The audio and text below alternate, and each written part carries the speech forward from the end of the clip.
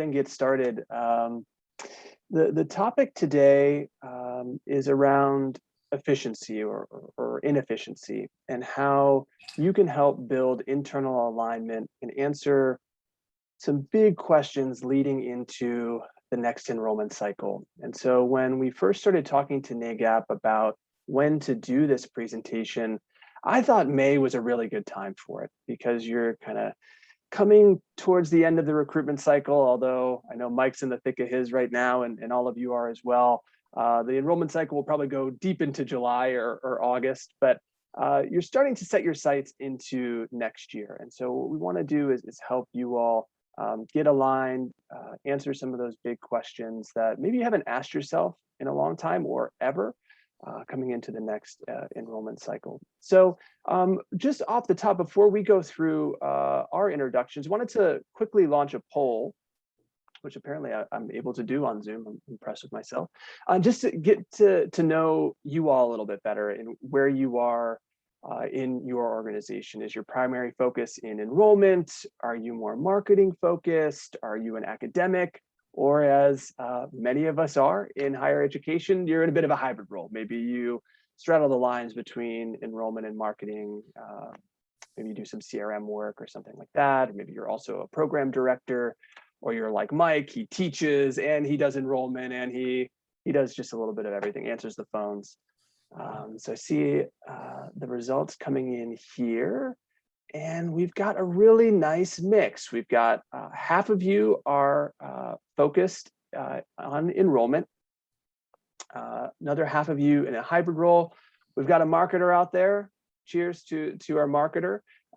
Thank you for joining. And so this really helps me and Mike as we go through these different exercises today. So thanks so much for filling that out.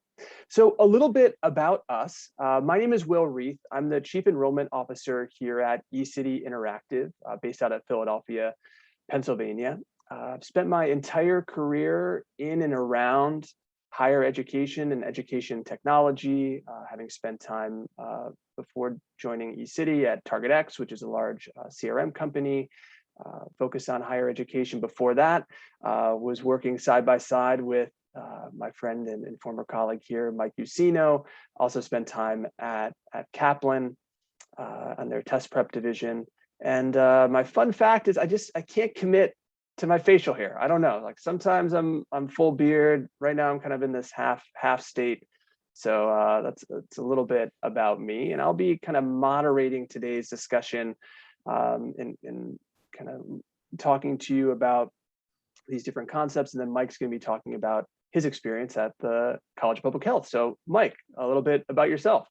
Yeah, thanks. Well, so yeah, Mike Usino, Assistant Dean of Admissions, Enrollment Management, and Student Recruitment for the Temple University College of Public Health. Fun fact is Will actually convinced me to grow this beard that I'm wearing that's right true. now when we worked together. But I've been at Temple, as it says here, for 50% of my life. I went there as a student. Similar to a lot of people in admissions, I was a tour guide in the admissions office, and that transitioned into admissions and enrollment roles. I've worked at both the central university level and also in the school or college level. So I've been on both sides of the house if you're at a large university. So certainly a lot of moving parts. I've seen kind of the gamut of how you run admissions depending on what side of the office you're in.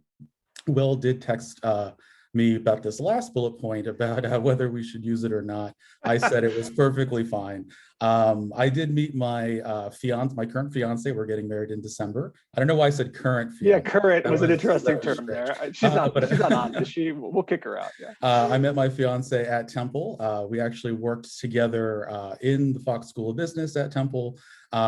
She went on to another role, and I went on to the College of Public Health when we took that relationship of being colleagues and friends to what we are now. So we do have it was always going to be a natural thing, I think, for me to meet my future wife at Temple, considering I arrived at Temple at the age of 17 and never left. So statistically, you were going to. I mean, it's just exactly, a matter of time. exactly. So, but certainly, like Will said, I've been on a lot of different parts of the admissions, enrollment, recruiting, life cycle at a university. So we're certainly happy to tackle this from a lot of different angles, depending on the questions and interests in today's webinar. Yeah, and Mike, you guys have had quite the run there over at the College of Public Health over the last couple of years. Can you talk a little bit about how it's situated within the larger Temple University ecosystem? Yeah. And your recent successes? Yeah, so Temple is very interesting from an organization perspective. Certainly the College of Public Health is one of the largest colleges within Temple University at 4,200 students. We're the fourth largest college out of 17 within Temple. Temple's unique in so much as we have highly centralized systems and a lot of decentralized systems. At the undergraduate level, everything is highly centralized through a central office of admissions and a central marketing department, with the schools and colleges kind of contributing and collaborating on yield efforts and very specific recruitment efforts depending on the discipline. At the graduate level, however, we are highly decentralized, where every school and college really owns the entire graduate recruitment, enrollment, and admissions process from the point of inquiry all the way through graduation. And so a role like mine, where I'm overseeing undergrad recruiters and graduate recruiters, certainly is a lot of balls in the air, because we're either working with a lot of offices collaboratively, or we're trying to do everything ourselves in-house. So we certainly have seen a lot of different ways of approaching recruiting and enrollment. We are very large, though. This is something that I have to say, certainly in my job interview for my current role, this was one of the lines, like, it's so exciting that you have 52 academic programs. But once, on that first day and certainly getting into the job, 52 programs is a lot of programs to oversee within a single school or college. And they're very diverse disciplines. Not to get too much into the weeds here, but typically a College of Public Health is generally just in public health, areas like epidemiology, health and policy, social behavioral sciences. But at Temple, we also include our programs like nursing, physical therapy, occupational therapy, speech pathology, social work. So really any of the helping fields are kind of grouped together in our College of Public Health, making us highly interdisciplinary. And we're also very quickly growing. Since I started in the College of Public Health in 2019, we've increased enrollment by over 35%. At both undergraduate and graduate levels, but it's really been driven by graduate enrollment. I would love to take credit for this, but as you see the name of the College of Public Health, we've had a lot of free advertising, for better or for worse, in the last 12 months.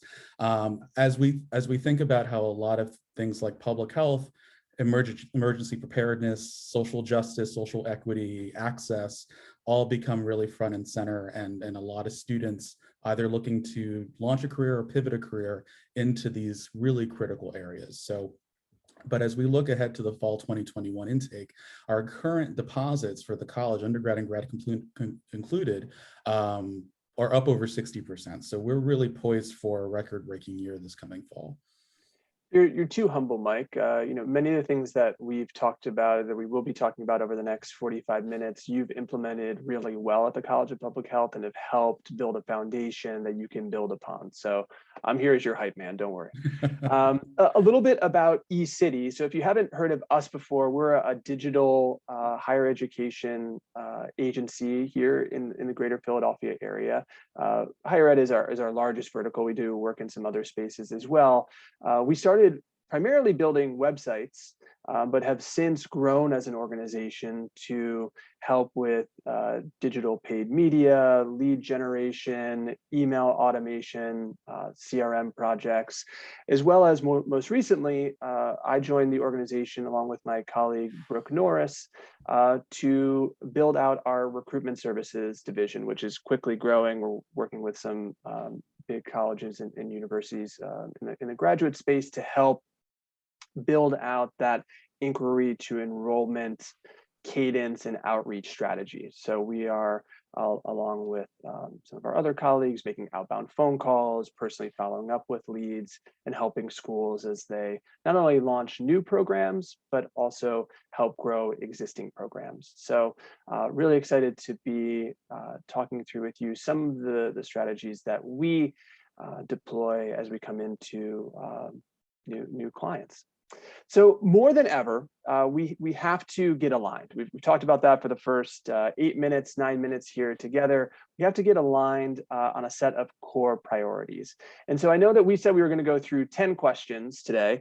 When Mike and I were prepping for this, we sketched out that if we went through all 10, we'd probably have you here for about 3 or 4 hours. And while Mike and I would love to talk about this for 3 or 4 hours, because that's just who we are and what we love to talk about, we're super boring at cocktail parties, unless it's an AGAP one. We're going to hone it down into 5. And we chose these 5 because we felt like they are often neglected. Each one of these fall into the very important but not urgent category.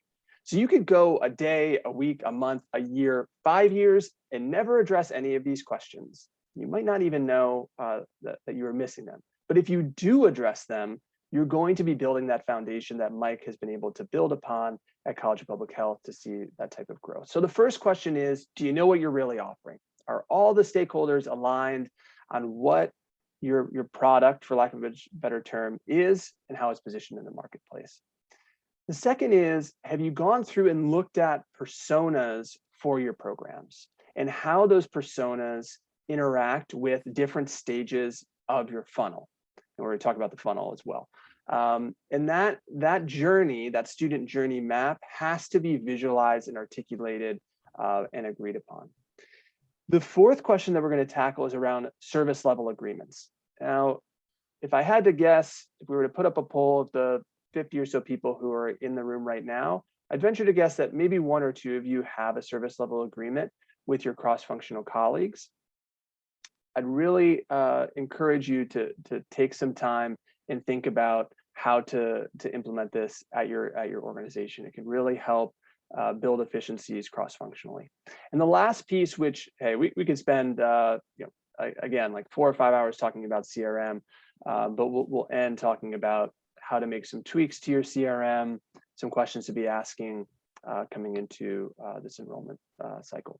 But first, I want Mike to talk through this stakeholder analysis. So go ahead and grab a piece of paper if you have one, if you want to open up a Google Doc or a Word document or something like that, and just draw this kind of classic 2x2 grid, because I think this will help you all really understand who you're interacting within your own organization.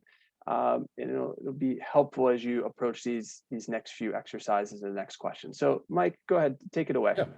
Yeah. So before we get into each box, I kind of want to set a scene here for why these tend to be so important. And I saw that in the poll that it's mostly enrollment managers in this room, and tell me if you've ever had this experience. So you're in a meeting, you're talking about recruiting for a certain program, and a faculty member kind of chimes in and says, well, this program is really meant for somebody that really wants to go into a PhD one day. And you and your recruiters kind of sit back and you're like, that's something we've never heard. We never thought that. We've been going after this other group for the last 12 months. Our marketing is set up that way. Kind of what are we talking about? And so, this grid box is really designed to get you thinking about all the conversations you need to have and will have, and get everybody on the same page. So we can go ahead with that animation wall. So as we're thinking about kind of this grid box, who has interest in what you're doing and who has influence in what you're doing, we can kind of start with, who has the lowest amount of interest and maybe who has the lowest amount of influence. I start thinking about academic advisors in this, who are obviously interested in the students that are coming in, but they probably don't have a lot of interest in what you're actually doing to bring the students in. It doesn't mean you don't have to have conversations with them. They're obviously, they really rightfully think of themselves as kind of the heroes of the academic program. They're with these students throughout the entire time they're in the program. But they're probably not going to really understand when you start talking about specific marketing and recruitment tactics. You might need them there at an open house. You might need them there at an accepted students day, but they're not really interested in the specific tactics. It's not to say they're not interested in the students. They're very interested in the students. They're just not interested in the things that the admissions or marketing teams are doing to bring in those students necessarily. That also means they have pretty low influence. Certainly if an advisor comes to you and says, I have a great idea for how we can possibly bring in a lot of students, you're going to be all ears. But at the same time, this is not their wheelhouse. If it's a good idea, if you're good at your job, you'll be humble and take any good idea wherever it comes from. But at the same time, this is not their professional wheelhouse. So, you'll want to manage them with regular contact, but minimal contact. And Will and I were actually joking at this term minimal contact because it sounds like, they're coming at you down the hall and you duck into the restroom. That sounds so mean, doesn't it? But when we say minimal contact, it's periodic updates, just so here's what we're doing. We appreciate everything you're going to do to help us retain these students, but this is the plan. Similar with the finance department, this, and I should add a caveat as we go through all of these.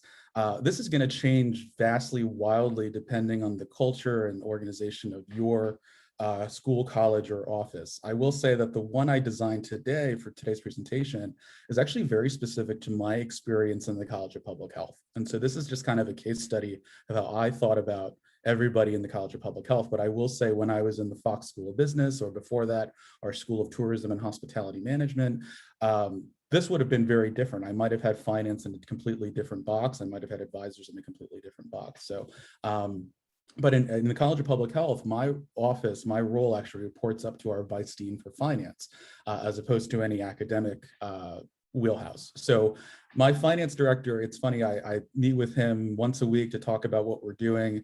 I can see his eyes glaze over when I start talking about comp plans and open rates and click-through rates and all those types of things. That's not his area of expertise. I've learned to kind of cut it short, and he just wants to know, are we going to be okay in the fall? And I say, yes, we're going to be okay in the fall. But that's somebody that minimal contact, regular minimal contact, short updates. He has not necessarily low interest, our Vice Dean for Finance, but just low interest in the nitty gritty of what we're doing. Yeah, and I think that's the important caveat, right, Maggie? He's not particularly interested in the X's and O's, so to speak, or particularly influential in those X's and O's either. He's influential in the sense that he could just cut your budget, but he's not influential in saying, hey, we're not going to put money in digital advertising this year. I mean, the caveat there is our Vice Dean for Finance has a senior in high school that just got accepted into a bunch of colleges. So he's really interested now. Yeah, now he's interested, yeah. But in the next box, people that have a high degree of interest, but potentially a low level of influence, at least in the College of Public Health, I think a lot about our program directors, our faculty members that are, put in charge of overseeing these academic programs, from both technically, at least written into their contract, maybe a recruiting and admissions role, but really in terms of course offerings, in terms of advisors, in terms of, complying with accreditation standards, all those types of things. They're really interested. One of the things I always remind my graduate recruiters and my undergraduate recruiters, when they get those emails from program directors being frantic about, hey, what are our numbers? Or, hey, I saw a cool idea, or I saw one of our competitors have an ad up. What are we doing? Is keep in mind, yes, recruiter, you're the one talking to the students on a day-to-day basis. You're securing the deposits, but this is not our program. This is their baby. We work on their behalf. The program director is our client in a lot of ways. And so that degree of interest is obviously super high, because oftentimes if that program doesn't make their numbers, sometimes the dean's going to the program director and not necessarily the dean of admissions. So a really high interest, and we want to keep them completely informed, but they have low influence for the same reason that maybe people like advisors and people in the finance department have low influence, is that this is not their area of expertise. I always am very patient and kind of, I try to be, exercise some grace with program directors when they talk about their experience getting recruited to a program, whether that's a master's program, et cetera. And I always try to remind them, you are in a very unique position because you were on a path to get a PhD and enter academia, whereas the majority of the students who are recruiting are looking for jobs outside of higher ed. And so they're looking at these programs very differently. So that's why they might have some low influence, certainly managing the suggestions they have, but explaining best practices, explaining data, explaining why that's not the way we do things. Yep. And we're going to talk a little bit about this when we get to the SLA piece around how to keep them completely informed and make sure that you're aligned on a certain set of data that can be regularly shared, so you're not having to build ad hoc reports every 6 or 7 days. So we'll talk a little bit about that later on. So in terms of really high influence, but maybe lower levels of interest, our academic deans, they are usually in the thicket of university-wide policies, university-wide mandates. We have to do X, Y, and Z, or, Department of Education says we can't do that, or we have to do it this way, or our accrediting body says we have to do it this way, or we can't say that. So academic deans tend to have a high degree of influence because they're usually the ones in the nitty-gritty of the discipline, of the policies at the university, certainly around academics, certainly around recruiting and admissions potentially as it relates to an accrediting body. So, at least the way I work with our academic dean is a weekly meeting, half hour, let's just talk through. And as it says here, I anticipate to meet those needs, as issues come up and it's an academic issue at the end of the day, kind of figuring out where does our PD fit into there, where do the academic advisors in that program fit into there, so that nothing sounds like a crisis. It's just, we want to get your take on the situation with regards to X, Y, or Z. But they tend to have low degrees of interest because they're overseeing, as you saw on the last slide about the College of Public Health, 52 programs.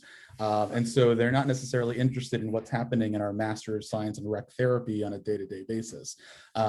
So keeping things kind of 10,000 feet is why we put that in the low area of interest.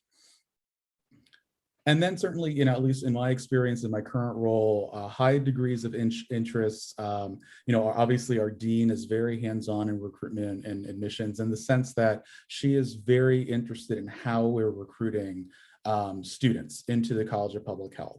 For her, it's a lot of times it's how could somebody not want to be in College of Public Health / right? And so she is really, at least in my role, our hype person. Like this, we're seeing it right now. How could anybody not want to be a social worker or a public health professional or in a healthcare setting?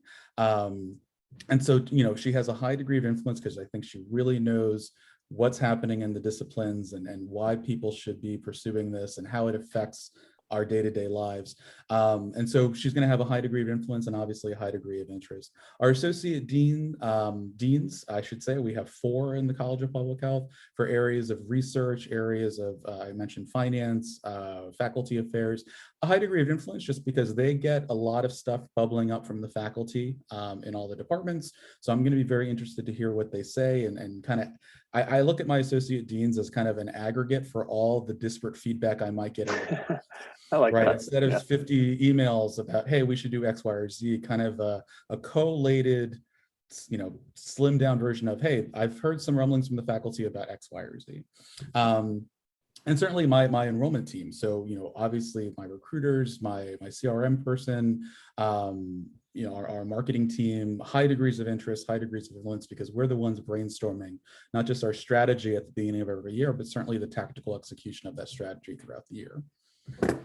So what I'd encourage you all to do, and we'll send this presentation out after the fact. I'll share how you can get the deck and the other 10 questions, the other 5 questions towards the end here. But take a quick screenshot of this, go through this exercise on your own as you're finishing up the recruitment season. And then on this side, we always talk about the funnel. I mean, Mike and I just talk about the funnel all the time. It's really important that we start getting alignment on the nomenclature. So as you're looking at your own funnel, you may have different stages, you may have different nuance in what you call what, but as you're talking across your different teams, program directors, marketing and enrollment, making sure that you have alignment on what you're calling each one of these. Mike, anything that you would add to that before we dive into the marketing brief? I would just say that what educating my counterparts and my colleagues and any role I've had about the funnel has done is allow us to not, and enrollment managers, you've probably been in conversations with the academic side of the house where it gets really just out of hand and there's a lot of different ideas and you're trying to organize them. My thing has always been, if they know about the funnel, we can talk about, all right, where does that idea fall? Is that converting leads to applications? Is that converting admitted students into deposits? Because it has to be all about the conversions. And if nobody knows about the funnel, if nobody's using this language, that's when those meetings and emails can get really annoying and really complicated. And all of a sudden you're doing things because somebody asked you to, as opposed to it being attached to a certain area of conversion in the funnel. Yeah, absolutely. So those were meant to set up these big questions. So let's go through the first one, which is, do you know what you're actually offering? The exercise that we put clients through and that Mike went through at the College of Public Health is to develop this marketing brief. And this marketing brief is designed to make sure that everyone is agreeing on what you're offering. And we really stress that everyone piece. And maybe not like everyone, but everyone that we've already talked about. Your enrollment team, your marketing team, your program director, senior level administrators, and making sure that everyone knows what it is, what it isn't, and who's it for. So what we wanted to do is walk through an actual example of one of Mike's marketing briefs. And we have a template that looks very similar to this that I'm happy to share with you after the presentation. If you email me, I'll send you the deck, I'll send you the other questions, send you this template as well that you can walk through with your team. Mike, let's just go through it really quickly. I redacted your target lead numbers, application targets, and enrollment target just for the sake of the proprietary information. But I do think that that's an important piece at the top, just to keep everyone aligned on, hey, this is about how many leads we need in the next year, about how many applications, this is how many students we want to see. But talk a little bit about that positioning statement, like who the target audience is, why is this important? And what do those conversations look like in the room, virtual or in person, as you're putting these together? Yeah, this is the marketing brief, and I have to say this is something that certainly that eCity it really pushes, that I think is really important, but also something that in maybe we didn't call it marketing briefs, but something I've seen maybe organically bubble up in some other roles, but to professionalize it in this way has been tremendously helpful in really every recent role I've had as it relates to recruiting. So this is, as I frame these marketing briefs for the document, for the program directors, we do these every summer. We refresh them every summer ahead of the new recruitment cycle. They not only provide an opportunity to have some face time with a program director or faculty for the program to say like, hey, what is this program and who is it for?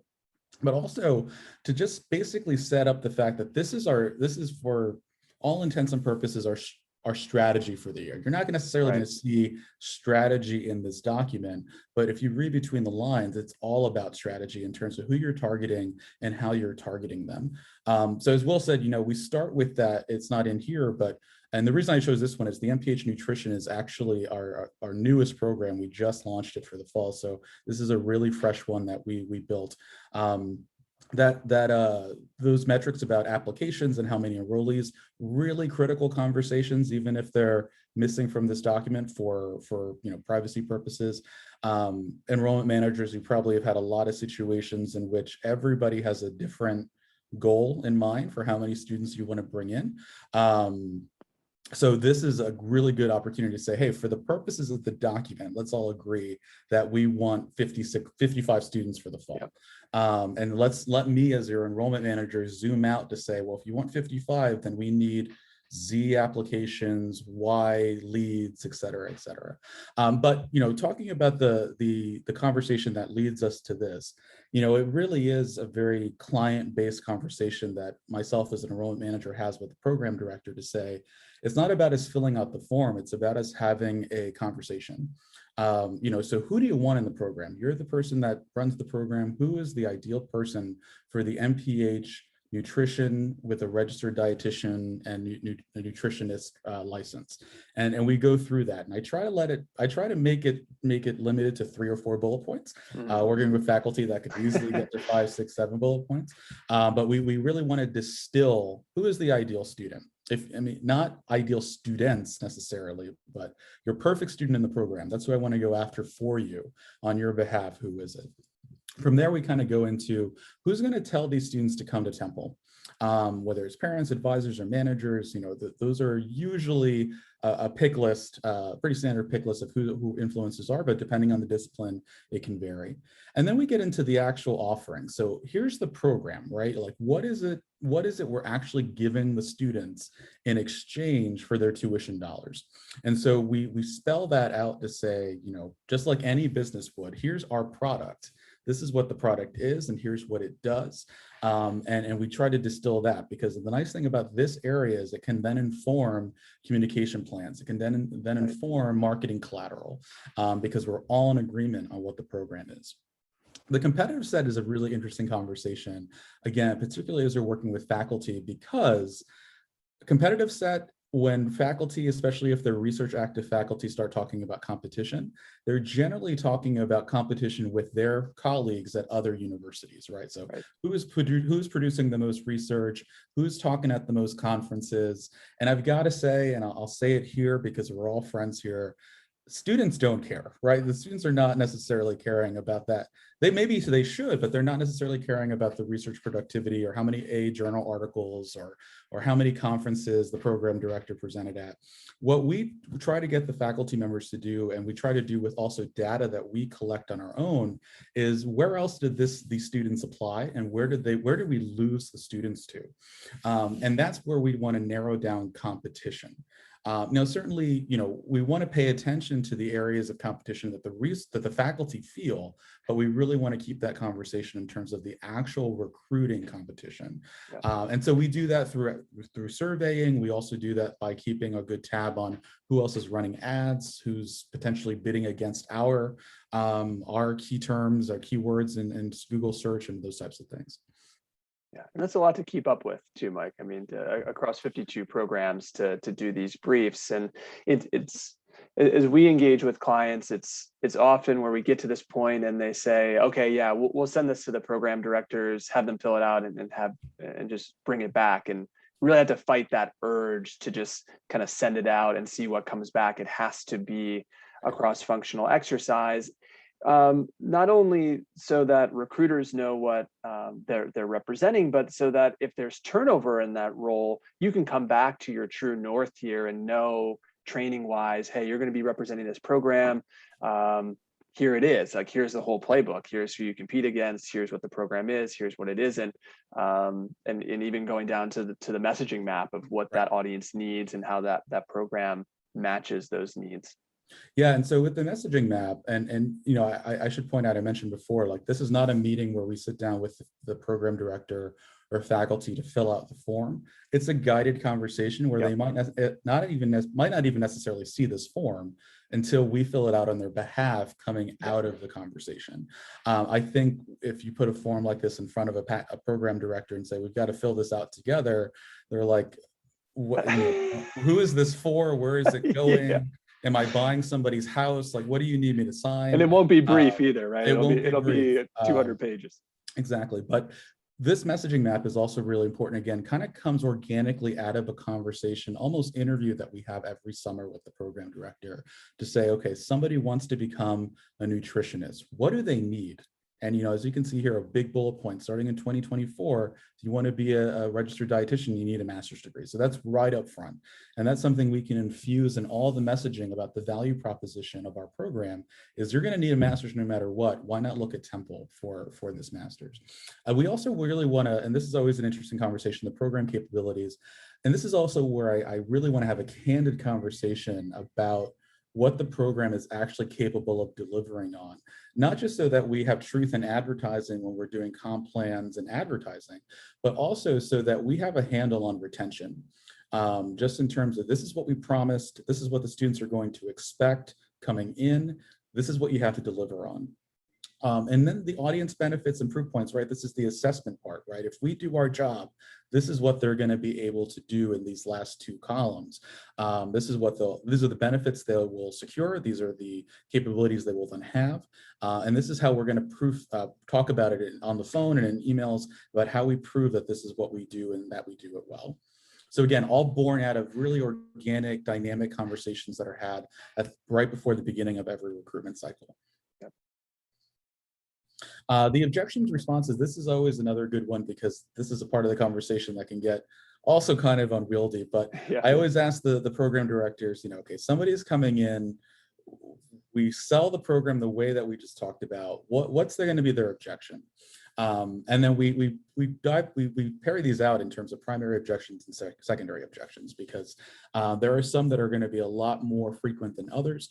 Our primary objection statements here tend to look the same for a lot of our programs, but I'm not sure I need this degree. I'll just get a certificate, or I will push this off until 2024 because I don't need the master's till 2024.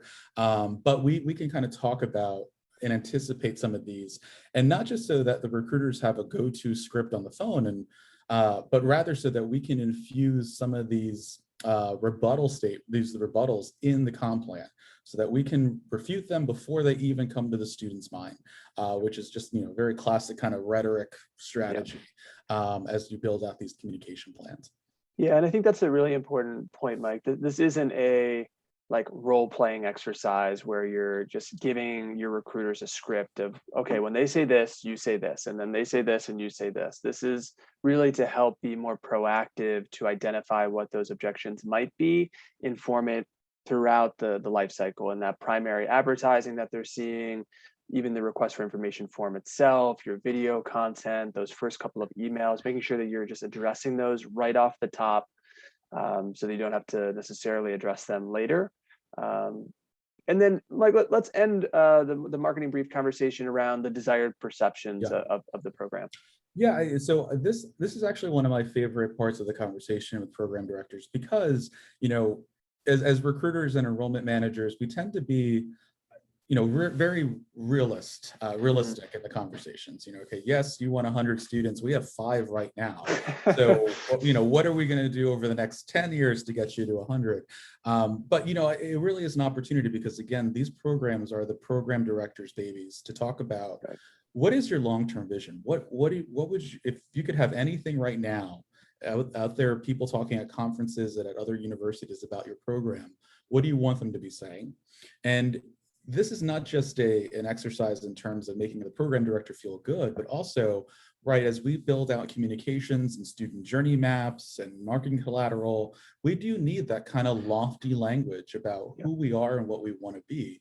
And also for me, because this tends to be my area of obsession a little bit as an admissions professional, is also to make sure these desired perceptions are mission aligned. And this is something Will has heard me talk about quite a bit in our work together.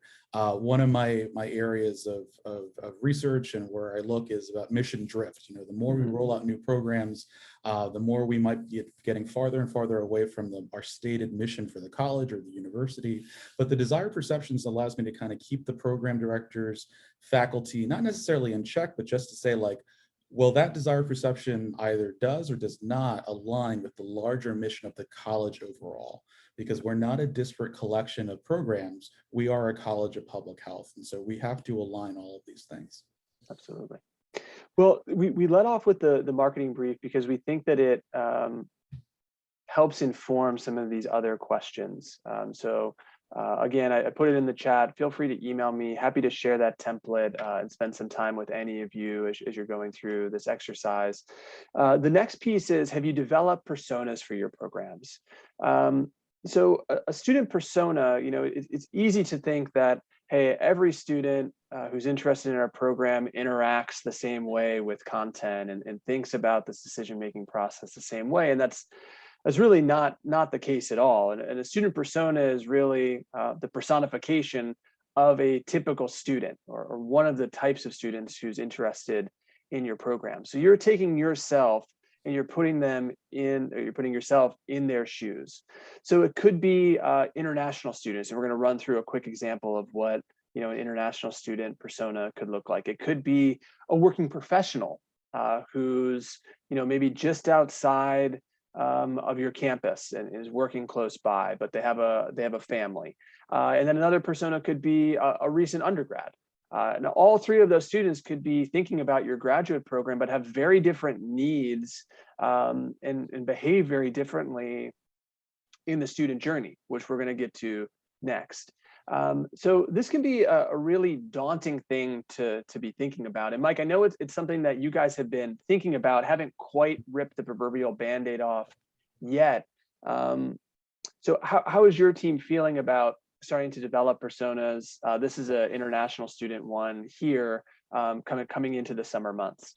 Yeah, and so the idea of personas, I think, is really critical, and they can seem really theoretical and kind of, in a perfect world, I would have my 3 personas or 2 personas for my program.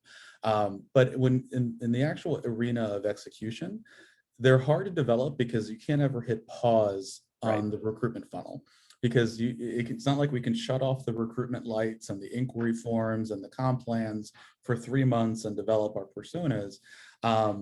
You have to keep them on. And so it becomes a question of, when can we actually have the bandwidth to do this? And I will say, when I came into the College of Public Health, I immediately, and this is 2 years ago, April of 2019, I noticed a lot of things that needed an immediate fix. And some of them were very fundamental. It's not to say that personas are not fundamental, but as Will kind of said at the top of the session, I don't need to do them right now. And actually I can't do them right now, because for personas to actually have the impact that I need them to have, I need to fix a lot of things. So right now, we're going to talk about CRMs in a second, but we're in the process of wrapping up an implementation of a new CRM. I'm in the process of basically not onboarding, but finishing the onboarding of a new director of marketing who's been with us almost 12 months at this point. These are all things that need to be in place before we tackle these personas in any kind of meaningful way. So right now they're slated for this summer for us to kind of take a 3-day, hiatus from the work, not necessarily comp plans and all of that, but just to draw back and let's distill for each and every one of our 52 academic programs, who is it that is actually coming? And it feels so daunting. I'm even getting nervous talking about it right now, because it is a very big undertaking. It is. I will say that this is maybe a good reason why it can be very valuable to look outside your organization or your college for some consulting or some third-party help in developing these personas, because it's not like I'm not going to return student emails and phone calls and not host events because I got to go build personas.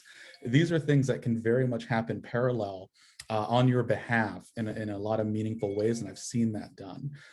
So that's where we are with personas. I've been in previous roles where we have had fleshed out personas. They are excellent, not just because your communications are so much more targeted, but they're such huge time savers in terms of making decisions, because about what message to send and when to send it, what event to have and when to have it. You have these personas that you can go to and make that decision process really simple, where you can even delegate it, provided somebody really knows the personas. Yeah, absolutely. And you hit it right in the head, Mike. This is, again, one of those important but not particularly urgent things that just kind of sit on your to-do list for a long time. And then eventually you just knock it off your to-do list. You're like, I'm not going to do this anymore. I'm not going to put it on that list anymore. And so that's where, we've done this exercise with a number of clients, both within higher education and outside of higher education, to help them do these personas. But the one thing that you did prioritize coming into that role was the student journey map. So making sure that you're looking at the student's journey holistically. And I think you are actually the wordsmith behind this gem. So I'll let you unpack this. Is one of my quotes. Yeah. Yes, this is one of your quotes. I need to give you credit. Maybe cleaned up. I probably say it a lot more urgently and angrily in meetings, but at least here, students don't think of your institution as the cumulative sum of distinct offices with different responsibilities. Oh, you're such an English professor, aren't you? The way I say this in a meeting or to my recruiters or when I'm trying to get another office on board is just to say, there's one temple on the end of this email for the student. They're not thinking about the Office of Student Financial Services and the Office of Housing and the department asking about academic advising. When I get a call from a student, it's generally, so I got an email from Temple and I'm a little confused about what it says. And I have to, really manage the process, because the last thing I want to say is, I have no idea what you got, and I have no idea what it means. But generally, that is the risk at a really big university. And so this was, as Will said, something I absolutely tackled within the first 60 days of my start in the College of Public Health, was really looking at visually mapping out what is every student at the undergraduate and graduate levels, what are they getting, when are they getting it, and why are they getting it, to try to streamline these communications. Because as we looked at what where the de facto student journey maps, they weren't really maps, they were just an amalgam, a cacophony of emails and phone calls and text messages the students were getting, and sometimes on multiple days. So I'm sending a congratulatory, it's 2 weeks after they got their acceptance letter, they've got a week before their deposit deadline. I'm sending a really heartfelt, exciting email about congratulations on your acceptance. And the Office of Student Health Services is sending, hey, before you put down your deposit, you need to send us your vaccination records. Right. And so these two messages on the same day are really maybe taking away from each other. And so for us to be able to organize these over the course of the entire student life cycle, going back again to that funnel visualization, that we're all talking about the funnel and every stage of the funnel, was really important. When I first came in, at least with our graduate programs, we were actually melting about 35% of our graduate students from the point of deposit to the point of enrollment. Why? Because there was no handoff from admissions to all the other offices. They weren't really being communicated with. If they were being communicated with, there was no real tone there, so there's even kind of a recruitment business case for these student journey maps, is that the more messaging and the more risk for there being confusion, the more we're diluting the excitement of starting with us. And so just by organizing the student journey map in one stage from deposit to yield in my first summer in the College of Public Health, we actually took a melt from 35% to about 4%. And even though we had fewer deposits for that cycle, we actually ended up about 15% in actual enrollment for the fall, just by mitigating the melt issue. So this is all about communication. It's all about that student journey map and having a handle on every single message, every single event that's happening, when and why, and organizing it. Yeah, and isolating, I think that's something that you did really wisely. It's no wonder that I wanted to work with you, 5 years ago. Is isolating pieces of the funnel and then breaking it down into its component parts. So if you're looking at, let's say, your started application phase of the funnel, and you're looking at, okay, well, at that stage, they're thinking about, how do I get a GMAT or GRE waiver right now? And then you go down that avenue and you start unpacking, well, right now they have to, email this person, they're collecting it through a form, we're not storing that in our CRM. And think about all the time and energy that's wasted on your staff time. And then also on the student journey, that their experience is so muddled and confusing. And then you taking a step back and thinking about personas, you're going to have these personas going through these student journey maps. So an international student is going to have a very different experience after they get admitted. And you're going to unpack the international student services office and how they're engaging with your admitted student. When is that email coming out?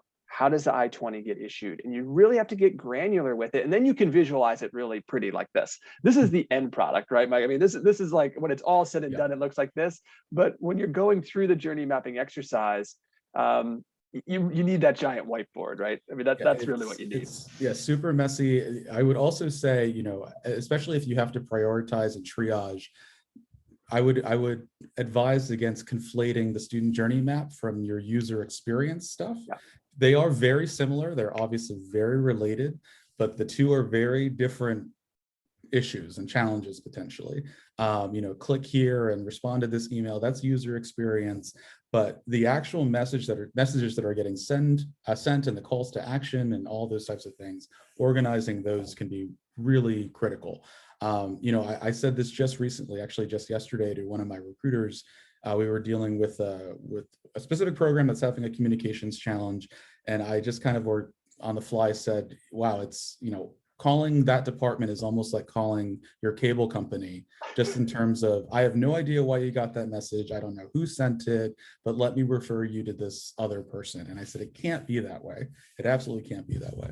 Yeah, but these are things that, individuals on your team probably know, but it's hard to get all that information into a student journey map. So when we come in and we do this with clients, we do a number of stakeholder interviews, we secret shop the client, and I'd encourage you to secret shop yourself as well, just to kind of see what that cadence looks like and really put yourself in the student's shoes. It takes a number of hours to do this really, really well, but going all the way back to the top and building efficiencies, this is where you really start to see your funnel flowing, is when you can break down your student journey. So again, happy to send this template over to you, kind of the finished product. These little speech bubbles are inflection points, like little quotes or little insights into the journey that you would put to help present this back to your overarching team and get alignment on what that student journey is, what it isn't, and what you want it to be. All right, so this is one that I teased at the top around service level agreements. And so if you think about industry, if you've worked outside of higher education, it's very common to have service level agreements where, two teams are trying to work together. You have different requests that come in, and you have to come up with, what's our responsibilities? What's the turnaround time on different deliverables? And higher ed's unique in that marketing and sales, and yes, I consider enrollment sales, are often living in different silos.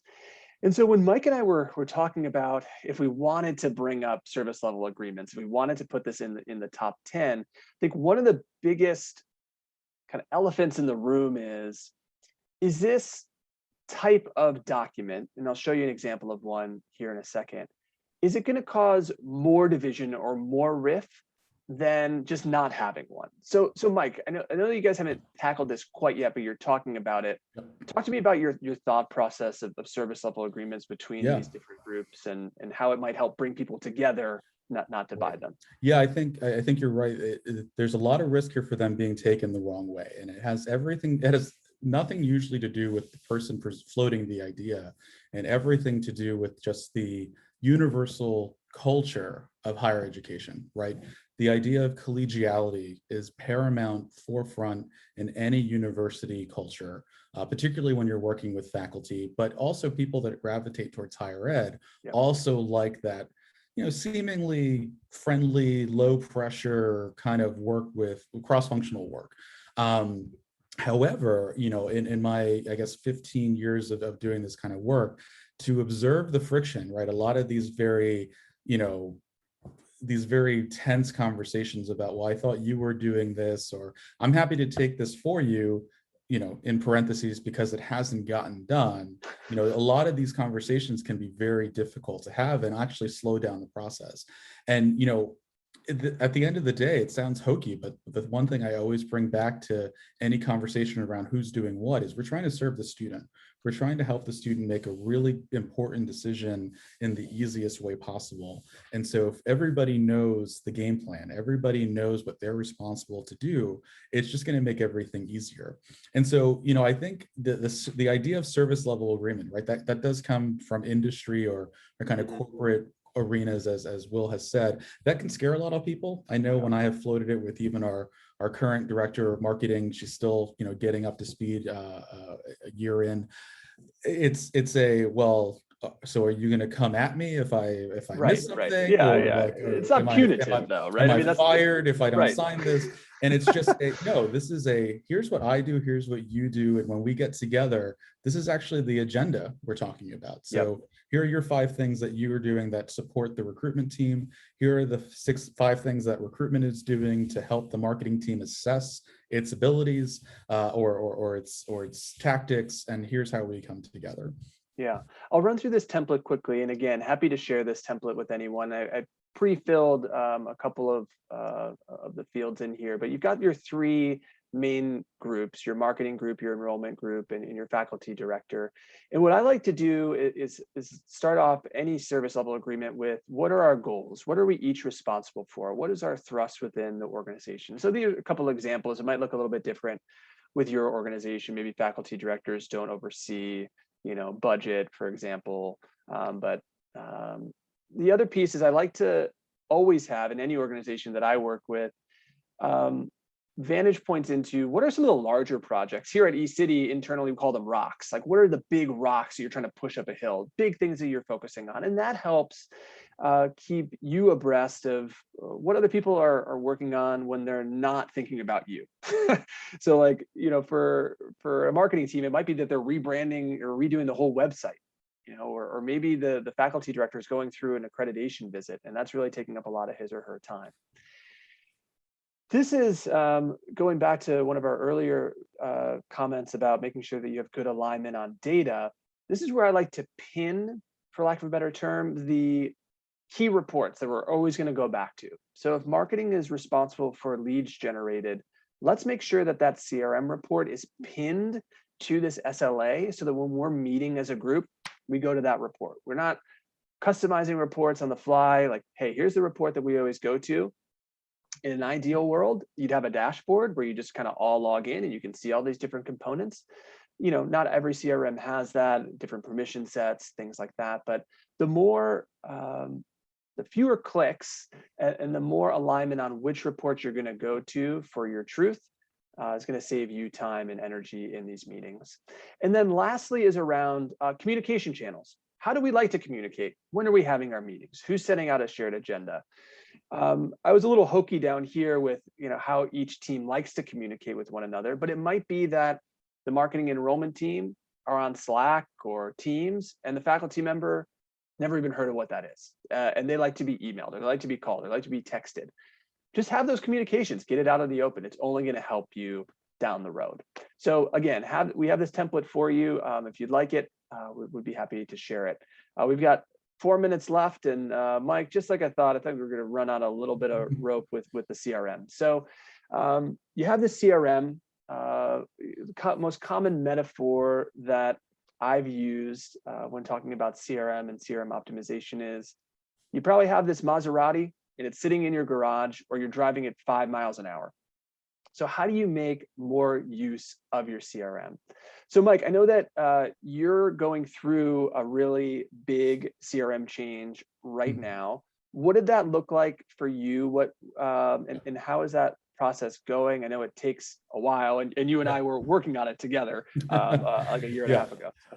Yeah, so when I came in April 2019, I had come from a previous role where we were using Salesforce at a really, I think, really high level to monitor a lot of different things, to the point where it really infused our culture, right? If it's not in Salesforce, if we can't do it in Salesforce, it's not a real thing. And I came into a CRM, and I won't mention the actual CRM, but it wasn't really meeting the needs of the vision I was talking about. I was talking to my recruiters about us being data-driven and information aligned and real time. And it was going over their heads because they had never seen a system that can actually enable them to do it.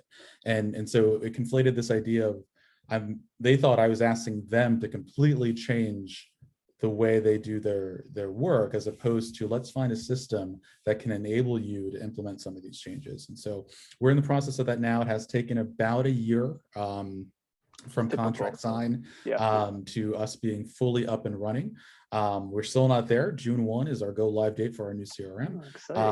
But we're getting there. And so what I will say though is, to Will's metaphor, it really is a matter of, yeah, I can purchase this new thing and I can sell the dean on everything it's going to be able to do, but I've really got to change the culture amongst the recruiters, amongst the program directors, amongst our marketers, about the fact that we can put everything we need in here and have it tell us what we need to do and when we need to do it.